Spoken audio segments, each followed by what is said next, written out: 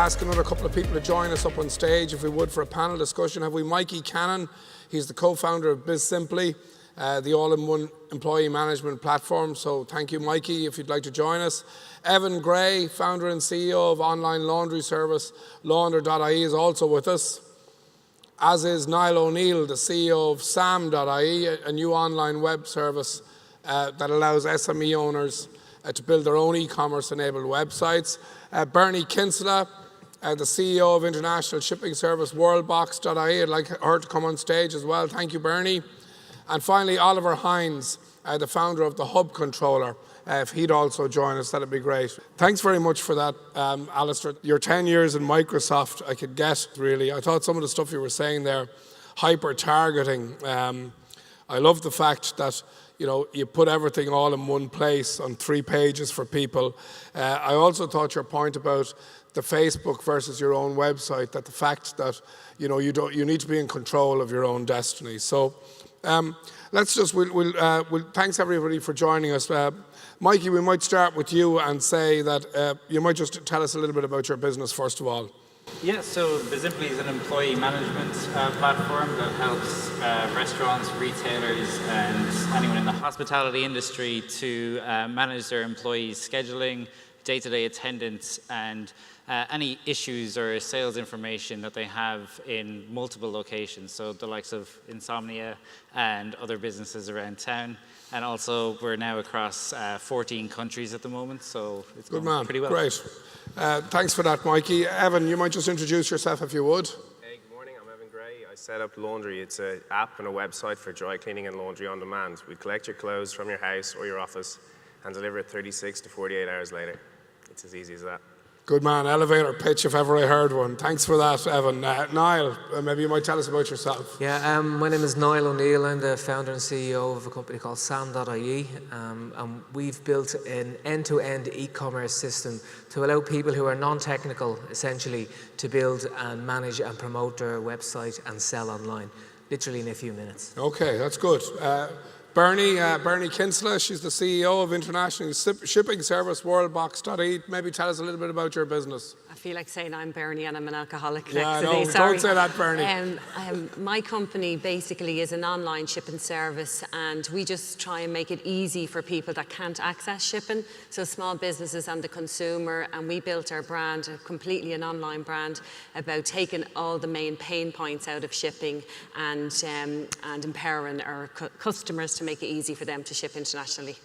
Thanks, Bernie. And finally, Oliver, thanks for joining us. You're the founder of Hub Controller. Tell us a little bit about your business. So we are, we're currently launching this week a next generation smart thermostat, a thermostat that does everything that all of the others do, but this one also shows you in real time what you're spending on your utility bill and allows you to set that budget, and it will rewrite its schedule to keep you inside it.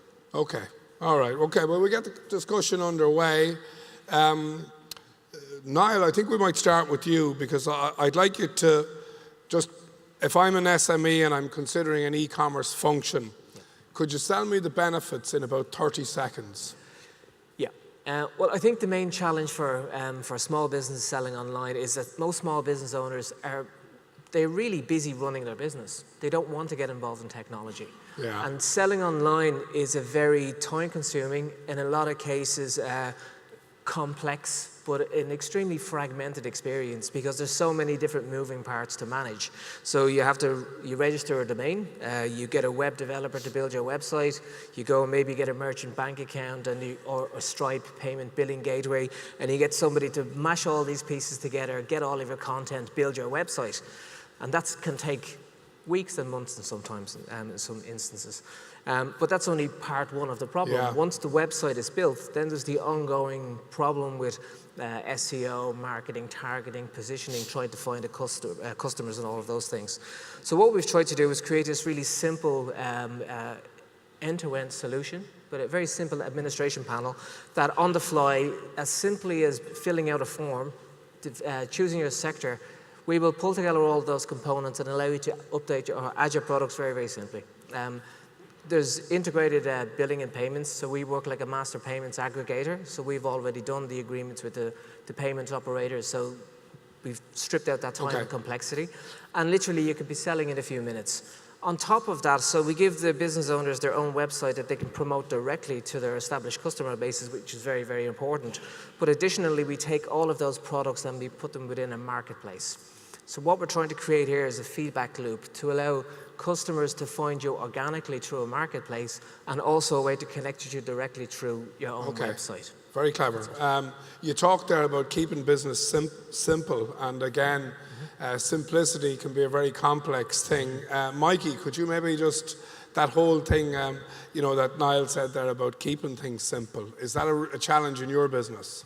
Yeah, of course it is. Like, I think simple is the goal. You want something that if you have an online presence and someone wants to buy a certain thing, that they can come to your site, see that thing, click it, buy it, done.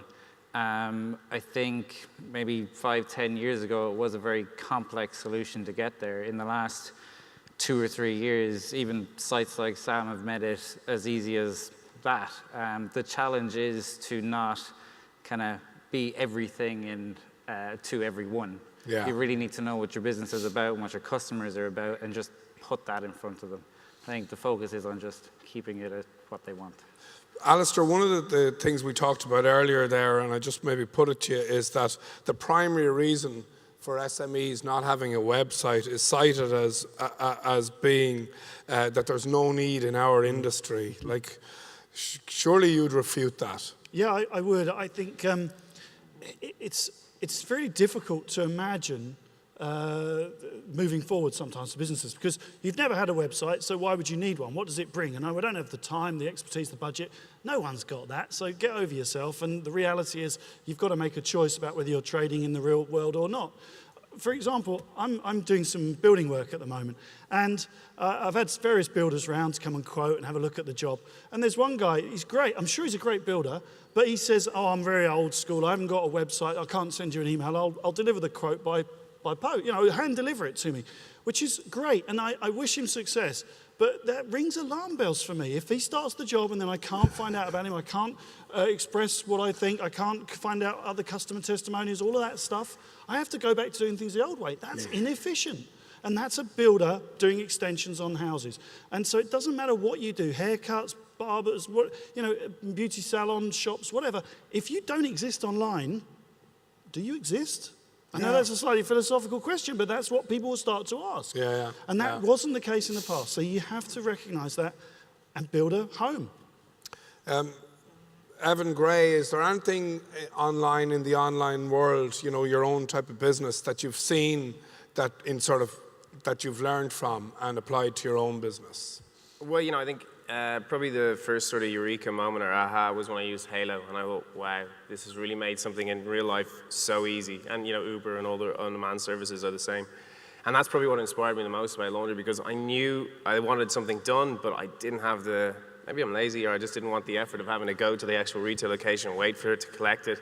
And it's bringing all those on-demand services to my phone has changed my life. From food, I probably use 3 to 4 every day, just living my life, and it's just made my life so much more simple. And if you're not trying to get involved with, not necessarily on demand, there's going to be other services which will do it for you, but you need to get online, you need to get people to be aware of your services, or you're going to be left behind. It's not your whole life isn't going to exist on the high street. That's changing. That's going to go away, and if you're not going to move with it, you're going to have to pack up and go home. Yeah, Bernie, we're going to spend almost 9 billion as a society online this year. Like, would you be of the view that the Irish SME should be getting a bigger slice of that pie? Yeah, absolutely. I think if you go online, and I don't think you can only have a Me Too attitude, though. Everyone else is online, I'm online. I think if you're quite focused and you know the sector of the business that you're after, and you look at the opportunities that online brings, like, for example, you can be doing business up to 12 o'clock at night. You don't necessarily have to open. Yeah. Everybody knows, like, traditional shipping businesses are open from 9 o'clock till 7 o'clock. Although we're working in the background, we only get busy in the office in the evening, we generally close. But everybody knows that the main shopping online is from 7 p.m. until 12 o'clock at night. And we're seeing that people are booking their boxes, they're organising their life at night time. They might necessarily want the driver to arrive at 12 o'clock at night, but they're organising everything. So it opens up more business hours to you than you normally have. Other sectors, awareness tools, tools, and it also, a huge thing for ourselves was, I traditionally sold from B2B, and you have to have your elevator pitch and you go out to your customers and you can explain to them very simply what you do, but online really puts manners on you because you have to have your elevator pitch in 7 seconds, because online shoppers have a lower concentration span than a goldfish. Yeah. You know, so you soon learn to understand your business pretty quickly. Yeah, no, it's a good point. Oliver, could I ask you about making, I suppose, e-commerce a more attractive proposition for SMEs? Like, we all know that SMEs should be online, they should be, but, we've seen that a lot of them aren't. Like, bridging that gap of getting more people to participate, is there anything that you could think of that might encourage people? Like, clearly, bottom line, or if you could articulate to people somehow that they're missing out massively by not sharing. If you don't mind, I'm going to go off script a little bit to answer your question, okay? Amazon launched the Echo, and Amazon are changing. That product is changing everything. We are now considering not having a website and not having an app. People are moving towards simpler solutions. So what I would suggest that every business does, it's not an online discussion. I don't think this is a discussion that an SME should be having. Do we have a website or don't we have a website? I think this is a discussion, a fundamental discussion that needs to be in everyone's business that asks the question, what idea is going to sink my industry? Yeah. What idea out there? Because honestly, you had Halo here, and they're fighting Uber. And 10 years ago, they weren't doing it, and there was no Uber, and Uber are a monster. Yeah. Right? Yeah. And they're changing everything. And if you're sitting in an industry thinking that your industry is never going to change, I come from the heating and ventilation. This is radiators and air conditioners. We haven't changed in 150 years, and it changed like that. Yeah. So this is more fundamental than just do we have a website. I think that's a very good point you make. And again, I could say it's, I was speaking to the head of the School of Fashion in London, who said I was famously the guy who said people would never buy clothes online. Like, the guy actually got up and said, that was me. Now look at what's happening. Again, is it conceivable that people will buy coffee online? Today you say maybe it isn't, but let's think about it. It probably is. Oh, yeah. So there you go. I think that's a really, really provocative question that you put to us, and quite a good one. Alister, what's your reaction to that? I think it's a really good point within it. The problem with it is it starts raising so many massive issues for most business people, because then you start realizing, oh, crap, I've got to compete with this thing that I can't describe, I can't define, it's beyond my understanding. And so the reality is, have an eye on the future, think really carefully, and do understand that nothing is immune from disruption, nothing at all. Every business can change, and if there's an easier way to let people live their lives, then people will gravitate towards that. So understand that, keep an eye on it, but think about sometimes it is the small things that you do in your business that demonstrate that you're in tune, that you're trying, that you're looking to make things better for the customer. To that point I made during my talk, just show that you are improving. And when you actually embrace that ethos, you quickly start doing lots of little things, and it just becomes a way of doing business. And before you know it, you'll actually have changed quite a lot. If you change a lot of little things often, you'll have changed your business quite a lot. So do that. Because there's a danger with that attitude. It's absolutely right, but it can just paralyze you with fear. Because it's like, where do I go? Just do some stuff. Improve things today, tomorrow, and forevermore. I think that's very well said.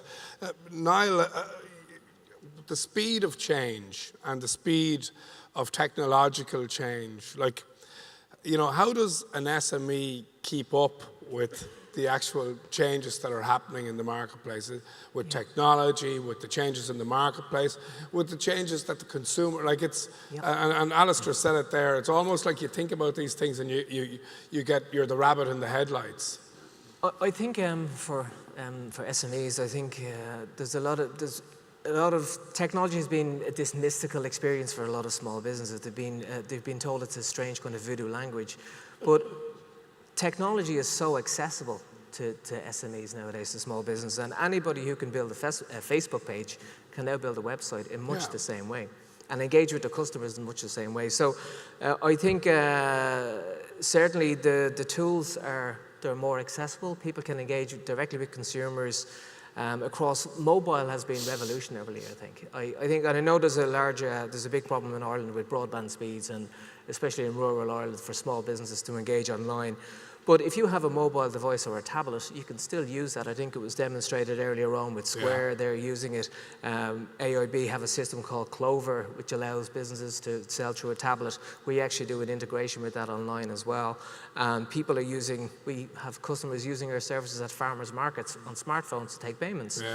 So it's really a case of, I think that the challenge is not so much that the technology isn't there, it's communicating that it's accessible. Okay. I think that's okay. the Let's main challenge. take a couple of questions from the floor. Anybody like to ask a question to our esteemed panel up here?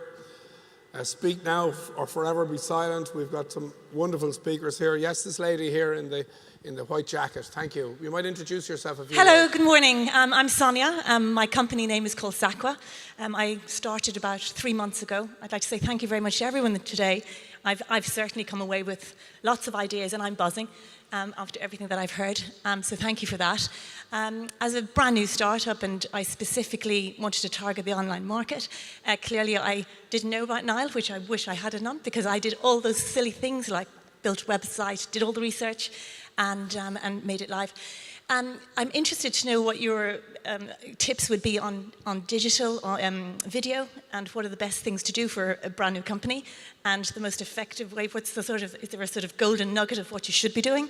And the other thing is this getting the likes on your Facebook page and converting that into your sales on your website. Thank you very much for this morning. I thoroughly enjoyed it. It's Sonia from Sakwa. And all of you here today, if you want to look at Sakwa, you can give me a thumbs up. Thank you very much. Sonia. Well done, Sonia. And thank you for your energy as well. It's great to see. We might help Sonia out there. Yeah, Bernie, yeah. Video, right? We've a really lovely video that we love from Target McConnell's, and we spent a lot of money and we had the video made, and then we realised we hadn't got the budget to push it out anywhere. And then we made a little video in the office a couple of weeks ago because people really don't know how to pack a box when they're shipping. Like, we could get a piece of glass in a big box this size rattling around when the guy picks it up. And one of the guys said in the office, I'm sick of this, I'm going to put something out showing people how to pack a box. We can't believe the amount of hits we got. So it just has to be absolutely relevant to what you have, to what your product is, and it doesn't have to cost a fortune. And you can push it out to your Twitter, you can push it out if it's quick, sharp, and sometimes the iPhone and the not professional video works just as good as big budget movies, in my experience. Yeah, and what about the second part of Sonia's question, Mikey? Converting likes into sales. Obviously the killer question that we all want to do, but have you any thoughts on that? Yeah, like, I think sales is kind of death by 1,000 cuts, maybe the opposite. There's 1,000 different little things you can be doing that will eventually, when they come together, happen. I think the important point with video is that those kind of videos, they are authentic. They are from a smartphone, someone just showing you something. It's important to understand there is a bar. If you are going for a professionally shot video, you can't really shoot it on an iPhone and pass it off as a professional video, but you can shoot these quick tip videos that actually, when they're in people's social feed, they can identify with. They can see someone actually had this idea, they videoed themselves packing a box, they gave me tips.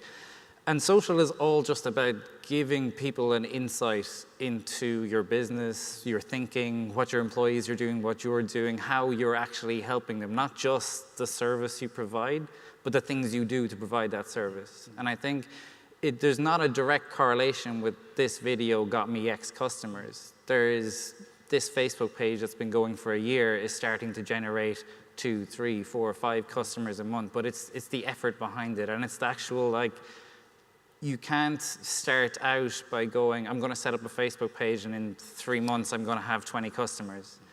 The idea has to be, I'm going to start out a Facebook page to show people that we actually care, that we actually put effort into the service we give people, and we care that they're packing boxes badly, and when they send this stuff out, it gets damaged and it doesn't actually get to the person intact.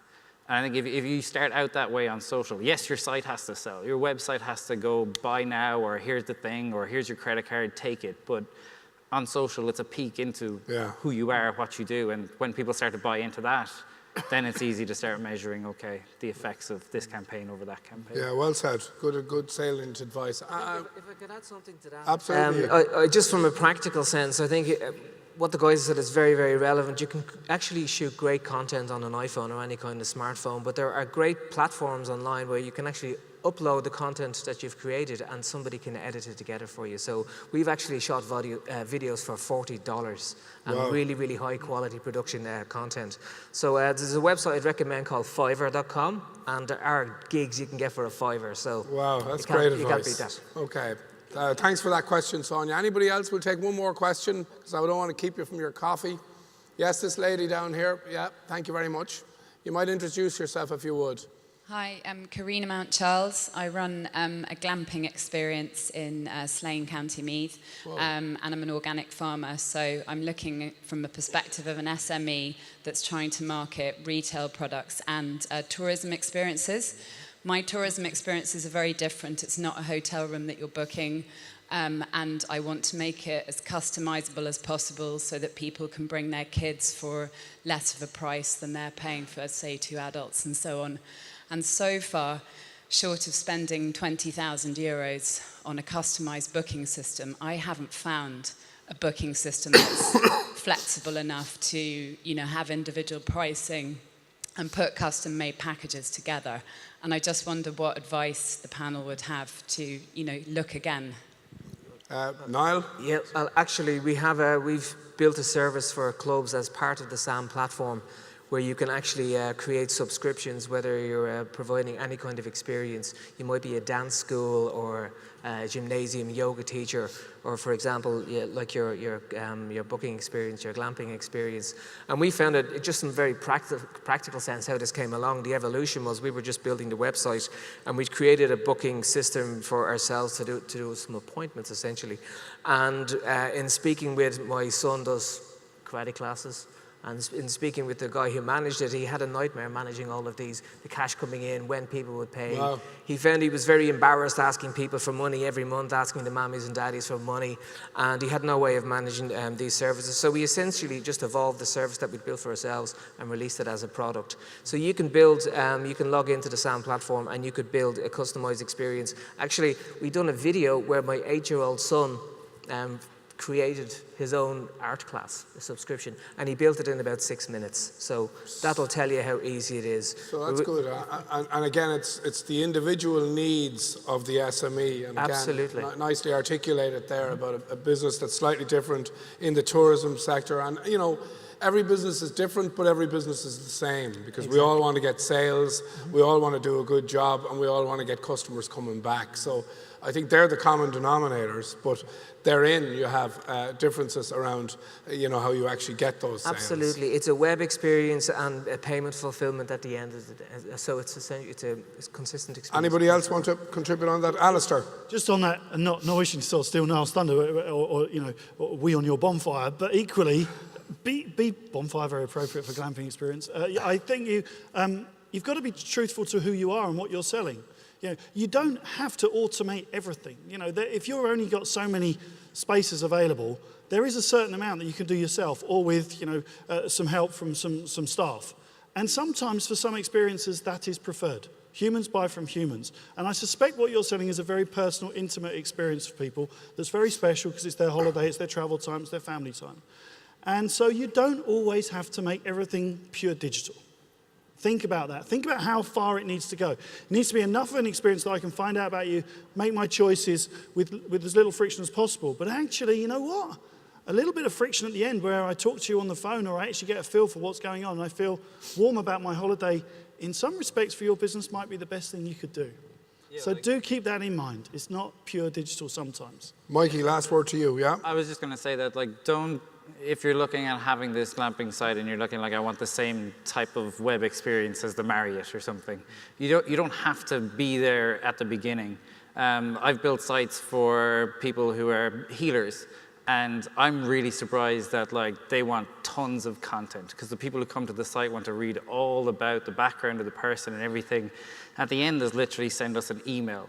And she's delighted with that, and she gets people emailing her, and like, I don't know how she gathers money, but it's the post, it's bank transfer. But that's how her users are comfortable in doing it. Now I've moved her on to PayPal a little bit to make it a little bit easier, but I would say don't hold back. Like if you want to do different packages, simply put them on your site, say they're available, put the price there, let people email you, and then if you start to see traction further, you can start to question, okay, how can I actually make this easier for this person? Or do they actually like the email back and forth? How can I make the email bit easier? You could even get rid of an email client, and can you talk back and forth on the website? But yeah, take the first step in knowing who they are, knowing what they want, and at least get it out there, at least show them that this is available, and don't wait for the technology, the perfect solution to tell them. Okay. I'm going to have to wrap it up there. I'd like to thank our guests, Alister Frost, the founder of Wild Orange Media. Thanks for that great delivery, Alister. Mikey Cannon from Bizimply. Thanks, Mikey. Evan Gray from Laundr.ie. Niall O'Neill. Thanks, Niall. Good salient advice there from you.